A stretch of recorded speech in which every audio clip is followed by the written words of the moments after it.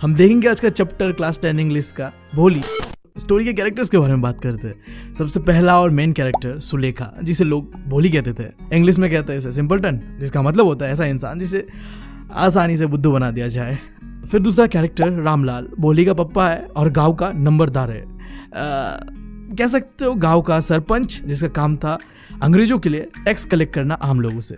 रामलाल के थे 7 बच्चे, 3 लड़के थे जिन्हें शहर में पढ़ने के लिए भेजा गया था और 4 लड़कियां थी। लगता है किसी ने रामलाल को ये चीज बताया नहीं कभी। देखिए, हमारी डीएम मैडम को देश की बढ़ती आबादी की बहुत चिंता है, इसलिए उनका मानना है कि 2 बच्चे मीठी खीर, उससे ज़्यादा बवासीर। खैर, लड़कियों के बारे में बात करते हैं। बड़ी लड़की थी राधा, जिसका शादी हो चुका था। दूसरी लड़की थी मंगला, जिसका शादी फिक्स हो चुका था। तीसरी चंपा, जिसका शादी उसके बाद ही होना था।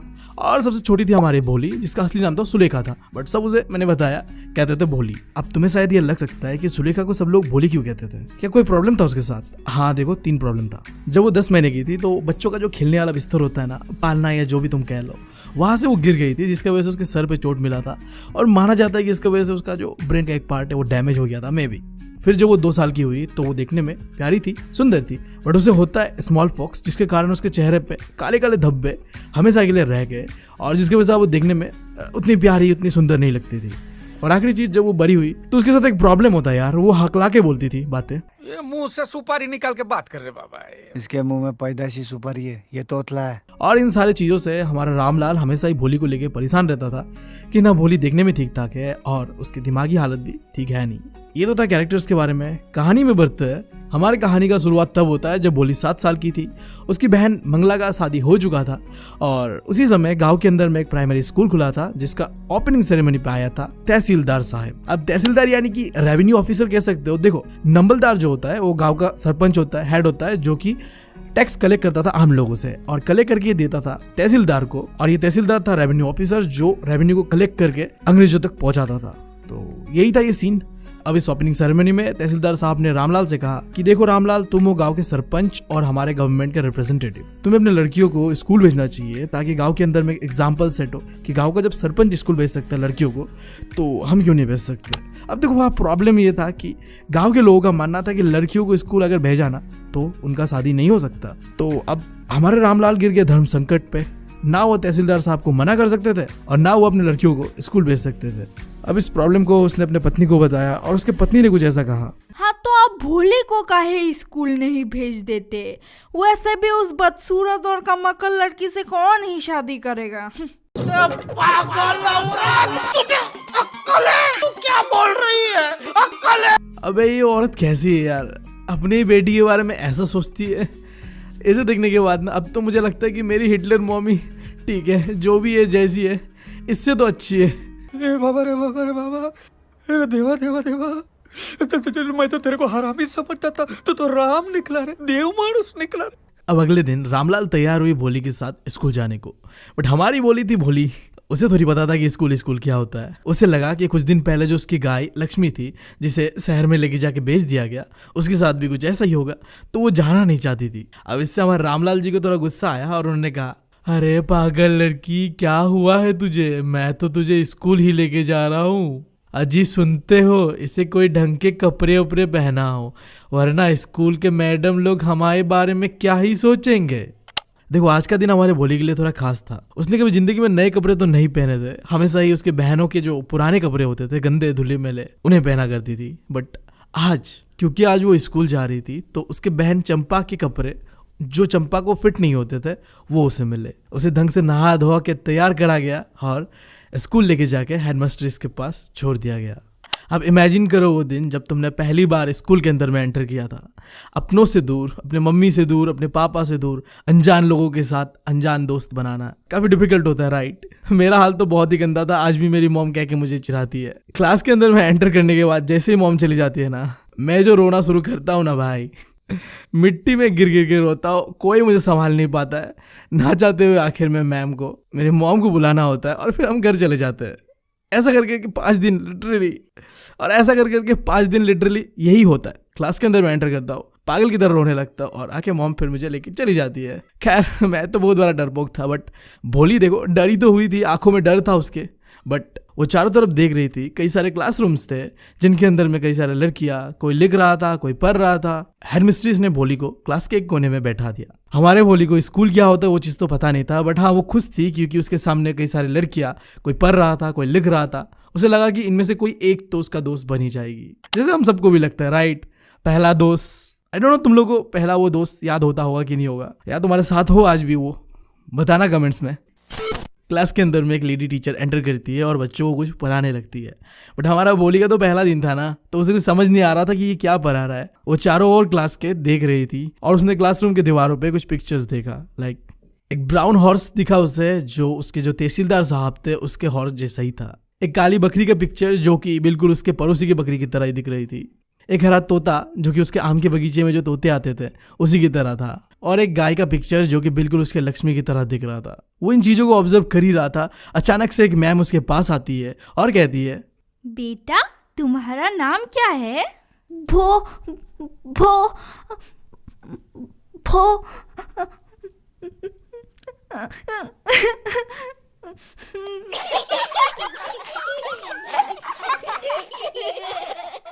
अब जो वो हकला रही होती है ना, तो क्लास के जो बच्चे थे वो उसके ऊपर हंस देती है। तुम्हें तो पता ही है ना, क्लास के बच्चे तो हरामी होते बात बात में या दोस्तों का बेइज्जती तो करना है ना भाई। तो उसके साथ भी बेइज्जती हो चुका था, बट इसके वजह से वो रो देती है। एंड देन थोड़ी देर में स्कूल का घंटी बजता है और जितने भी लड़कियां थे वो दौड़ दौड़ के अपने घर की ओर निकल पड़ते हैं। बट हमारा भोली बहुत अपसेट, बहुत दुखी एक कोने पे बैठा हुआ था। अब वो लेडी टीचर वापस आई और उससे पूछा, बेटा उठो, अब बताओ तुम्हारा नाम क्या है? बहुत ही मीठे और प्यारे वाले वॉइस में। यार तुम्हें तो पता ही होता है ना, इंग्लिश वाले टीचर कितने क्यूट होते हैं।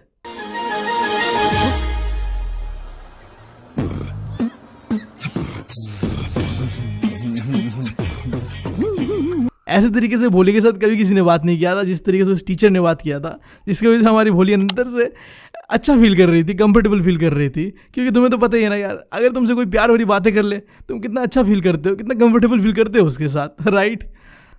भो भो भो भो भो हाँ हाँ बेटा कोशिश करो बोलने की, चलो चलो।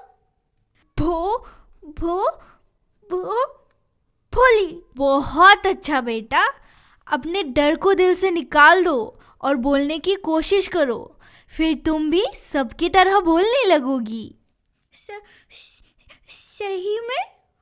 हाँ हाँ ज़रूर, लेकिन उसके लिए तुम्हें हर रोज़ स्कूल आना पड़ेगा। ये लो इस किताब को पढ़ना, इसमें कुत्ते, बिल्ली, भेड़, बकरियों का पिक्चर्स है और उसके साथ नाम भी है।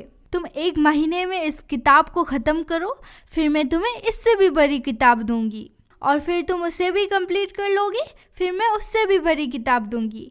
ऐसे करते करते तुम गांव की सबसे पढ़ी लिखी लड़की बन जाओगी और फिर तुम बिना डरे बोलने लगोगी। सो क्यूट भाई यार, ऐसी टीचर तो मैं भी डिजर्व करता हूँ। इतनी अच्छी टीचर कैसे ही हो सकता है कोई। मुझे मेरी क्लास 12 की इकोनॉमिक्स मैम का याद आ गया। नई नई पोस्टिंग हुई थी उसकी। प्री बोर्ड तो तुम्हें पता ही है बेकार का होता है, कोई काम तो होता नहीं है प्री बोर्ड का, और मैं पढ़ा भी नहीं था उस समय, तो मैंने लेटर लिख के दे दिया था मैम को। उसके बाद बहुत ज़्यादा सीन हो गया था। इस वीडियो में बात नहीं करते उसके बारे में, किसी और वीडियो में बात करेंगे। हम बढ़ते स्टोरी पे। पता नहीं मैं ऐसी चीज़ें क्यों ही करता हूँ, बट उस समय मोटिवेशन आ जाता है यार, समझो। खैर स्टोरी पे बढ़ते हैं। अब उस दिन के बाद समय बीतता है। जो एक समय गांव हुआ करता था अब वो छोटा एक शहर बन चुका है। गांव के अंदर में जो प्राइमरी स्कूल हुआ करता था अब वो हाई स्कूल बन चुका है। और एक ऐसे ही रात को विशंबर अपने पत्नी से ये डिस्कस कर रहा होता है, क्या हमें विशंबर का प्रपोजल एक्सेप्ट करना चाहिए? हाँ तो इसमें सोचने की क्या बात है, हाँ कर दीजिए। इससे अच्छा रिश्ता कहाँ ही मिलेगा हमारी भोली को। पति का इतना बड़ा दुकान है, अपना घर है, सुना है हजारों रुपया बैंक में है, और साथ ही साथ दहेज तक नहीं ले रहे। पर वो तो मेरे ही उम्र का है, ऊपर से वो लंगड़ा भी है। उसकी जो पहली पत्नी थी उसके बच्चे भी बड़े बड़े हो चुके हैं। हाँ तो इसमें क्या है, 45 हो या 50, लड़कों का कोई शादी करने का एज नहीं होता। वैसे भी हम बहुत खुशकिस्मत है कि वो दूसरे गांव का है, उसे तो पता भी नहीं है हमारी भोली के मुंह में दाग धब्बे है और वो दिमाग से भी कम अकल है।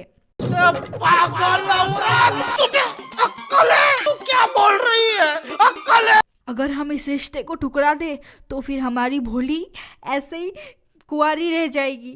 हाँ, पर मैं सोच रहा था कि हमारी भोली क्या बोलेगी। वो क्या बोलेगी, वो तो गूंगी गाय जैसी है।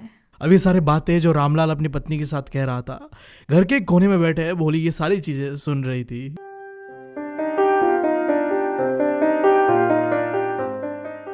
भाई साहब, दुख दुख दुख, जिधर देखो ना भाई साहब एक ही चीज दिखता है, दुख। काश कोई हमारे जिंदगी में डोरेमोन बन के आता और जिंदगी संवार देता, एक नई बहार देता। सही बात है।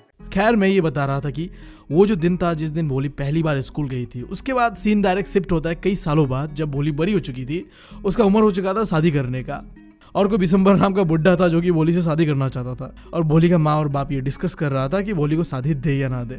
डिस्कस क्या यार, माँ को तो देख के नहीं लगा वो डिस्कस कर रहा था, बट जो भी हो, उसकी शादी का बात चल रहा था, ठीक है। अब देखो आगे होता है क्या। अब 1 मिनट रुको और मेरी बात सुनो।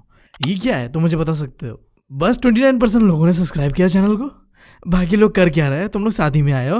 हाँ, मेरे तरफ से मैं इतना एफर्ट डाल रहा हूँ और तुम लोगों की तरफ से तुम एफर्ट ही नहीं डाल रहे हो यार। तुम्हें पता नहीं है कि इस चैनल के बारे में सिंगल बाबा का श्राप लगा हुआ है इस चैनल में। जो भी आज तक बिना सब्सक्राइब करके गया है ना, वो सिंगल ही मरा है। मुझे देख लो यार। देखा आपने लापरवाही का नतीजा है। मैं मजबूर था बट तुम नहीं हो, तो सब्सक्राइब जरूर करना चैनल को। अब कुछ दिन बीतते हैं और वो दिन आता है जब अब भोली का शादी होने वाला था बिशंबर नाथ से, वही बुड्ढा। क्या कहूँ यार। अब बिशंबर नाथ धूमधाम से अपना बारात लेके आता है, उसकी फैमिली, उसका फ्रेंड्स सब आते हैं उस बारात में। और जैसा एक टिपिकल इंडियन शादी होता है जहाँ बाराती आता है डांस वांस फुल इंडियन म्यूजिक के साथ। मुझे एक चीज़ बताओ, 50 साल का ये बुड्ढा इस उम्र में जहाँ उसे केदारनाथ जाके अपने पापों के प्रायश्चित करना चाहिए, इस उम्र में उस बुड्ढे को जवानी चढ़ा हुआ है, शादी करने आया हुआ है भाई, धूमधाम। क्या चल रही है यार। और ये सारी चीज़ें देख के रामलाल काफ़ी खुश था, बट उसकी जो बहनें थी ना, वो इतना धूमधाम से शादी हो रहा था भोली का, ये चीज़ देख के थोड़ा जलस फील कर रहा था। अब दूल्हा मंडप पे तैयार था, पंडित जी ने कहा बुलाइए लड़की को, और हमारी भोली लाल कपड़े, लाल साड़ी, लाल दुपट्टे में मंडप पे आ चुकी थी। अब बिशंबर के पास ही बिशंबर का एक दोस्त खड़ा हुआ था, जिसने बिशंबर से कहा, भाई बंडी आ चुकी है, शादी नहीं करना है क्या तेरे को? बरमाला पहना, नहीं करना है तो भाई मैं कर लेता हूँ। अब किसी ने भोली का घूंघट थोड़ा उठा दिया ताकि वरमाला पहनाने में आसानी हो, बट जैसे ही उठाया तो बिशंबर का चेहरा देखने लायक था। चेहरे में जो काले धब्बे थे वो बिशंबर नाथ ने देख लिए थे। अब वो उससे शादी नहीं करना चाहता था। उसके दोस्त ने कहा, भाई रहने दे, कर ले, तू भी कौन सा जबान है, कर ले कर ले। बट बिशंबर नाथ भोली के चेहरे पे ये काले धब्बे देखने के बाद उसे शादी नहीं करना चाहता था। अब बिशंबर नाथ एक ही शर्त पे शादी करता, अगर उसे 5,000 रुपया दहेज पे मिलता तब। अब जैसे ही बिशंबर नाथ ने ये चीज़ कहा, रामलाल ने अपने पगड़ी उतार के उसके पैरों पे रख दिया। देखो, एक बेटी का बाप का सबसे बड़ा इज्जत उसके पगड़ी में होता है। अब जब वो उठा के उसके सामने रख देता है और हाथ फेरा के ये कहने लगता है कि मेरे पास 2,000 रुपया है, ये ले लो और शादी कर लो। बट बिशंबर नाथ तैयार नहीं था इस चीज़ से। उसने सीधा कह दिया, या तो 5,000 रुपया दो या हम वापस चले जाएंगे। बाप के पास कोई ऑप्शन थोड़ी होता है। अब कैसे तैसे वो मैनेज करता है और 5,000 रुपया उसके पैरों पे फेंक देता है। अब जैसे बिशंबर नाथ को पैसे मिलते हैं, बिशंबर नाथ एक लालची और हैवानियत भरे चेहरे से हंसी देता है और शादी के लिए तैयार हो जाता है। अबे साले, अब मुझे समझ में नहीं आ रहा भाई, इस 50 साल के बुड्ढे को किस बात के 5,000 रुपये चाहिए शादी करने के लिए, वो भी इस जवान लड़की को यार। मतलब भाई सुन, मैं बता रहा हूँ तेरे को, तेरा जो ये चेहरा है ना, ऐसे मैं अगर प्रिंट आउट करके लेके जाके समोसे की दुकान में भी जाऊँ ना भाई, वो समोसा वाला तेरा चेहरा देख के मुझे 2 समोसा तक नहीं देगा भाई। समझ रहा है ना, तेरा चेहरे का कीमत 2 समोसे का है और तू साले दहेज मांग रहा है। अरे बाप रे, ये तो धोती खोल रहा है। अब जैसे बिशंबर भोली के गले पे वरमाला पहनाने वाला होता है, भोली उसे रोक देती है, जिस वजह से वो वरमाला सीधा जाके उस मंडप के अंदर में जो आग था उसके अंदर गिरता है। और पहली बार अब भोली ने ऐसा कुछ कह दिया था जिसके बारे में उस शादी में आए हुए किसी ने भी एक्सपेक्ट नहीं किया था। पिताजी, आप पैसे वापस ले लीजिए, मैं इस इंसान से शादी नहीं कर रही। उस शादी में आए जितने लोग थे, चाहे वो भोली का बाप हो, माँ हो, भोली का बहन या भाई या पड़ोसी रिश्तेदार, सब वो देख के सदमे में थे कि कैसे भोली बिना अटके, बिना रुके, बोल पा रही है। और इसी बीच भोली का बाप ये कहता है, भोली कम से कम हमारी इज्जत के बारे में तो सोच। आपकी इज्जत की खातिर ही तो मैं इस बूढ़े और लंगड़े इंसान से शादी करने जा रही थी, लेकिन ऐसे लालची और मतलबी इंसान को मैं अपना पति नहीं मान सकती। उस शादी में आए कुछ लोग फुसफुसा रहे थे भोली के बारे में कि कैसी बेशरम लड़की है। हाँ, कैसी बेशरम लड़की है। हम सब ने तो सुना था ये गूंगी गाय है, अभी देखो। हाँ आंटी, आप सबको ये लगता है ना कि मैं गूंगी गाय हूँ, इसलिए आप मेरा हाथ इस जानवर के हाथ में दे रहे थे, लेकिन अब मैं वो गूंगी गाय हूँ जिसने बोलना सीख लिया है। और कुछ सुनना चाहते हैं आप सब? अब देखो भोली का ऐसा दुर्गा माँ का रुद्र अवतार देखते हुए हमारे विशंबर नाथ का तो फट गया था भाई। अब उसे पता चल चुका था कि अगर मैं और रुका ना तो अपने ही शादी में पेला जाऊंगा, तो उससे अच्छा है मैं चला ही जाता हूँ। तो विशंबर नाथ ने अपना समझदारी का इस्तेमाल करते हुए पतली गली की ओर निकल दिया और रामलाल भोली से अब कहता है, पर बेटी अब तुम्हारा क्या होगा? अब ना कोई तुमसे शादी करेगा, अब क्या होगा तुम्हारा? पिताजी आप चिंता मत करिए, आप और माँ जब बूढ़े हो जाओगे तो मैं आप लोगों का देखभाल करूंगी और मैं वही स्कूल में पढ़ाऊंगी जहाँ पे मैंने पढ़ना सीखा था, है ना मैम? अब ये सारा ड्रामा जो भी शादी का चल रहा था, ये कोने में बैठे हुए भोली का जो मैडम जो पहली बार उससे मिली थी, जिसने उसे बोलने के लिए इनकरेज किया था, वो एक कोने में खड़े होके ये सारी चीजें सुन रही थी। यस भोली, ऑफ कोर्स। और भोली की टीचर की आंखों में दिख रहा था वो खुशी, वो सेटिस्फेक्शन जो एक मास्टरपीस बनाने के बाद एक क्रिएटर फील करता है। लाइक देखो, कभी तुमने केक ट्राई किया है खुद से बनाने का, और बनने के बाद चाहे कैसा भी बनाओ तुम्हें खुशी फील होता है ना, कुछ ऐसा ही फील हो रहा था उसके टीचर को, क्योंकि अब भोली समझदार हो चुकी थी, बहादुर हो चुकी थी और उसने अब बोलना सीखा था, बिना डरे, बिना घबराए और बिना हकलाए। यार तुम्हारे पैसे थोड़ी ना कट रहे, कर दो। अब अगर तुम लोग नए हो तो सब्सक्राइब करो, वो जो लाल वाला बटन है उसके साथ सूर्य नमस्कार करो या फिर अनुलोम विलोम, मुझे नहीं पता, बस क्लिक हो जाना चाहिए। अब मैं भी जा रहा हूं, मुझे बच्चों को गाली सिखानी है। बाय।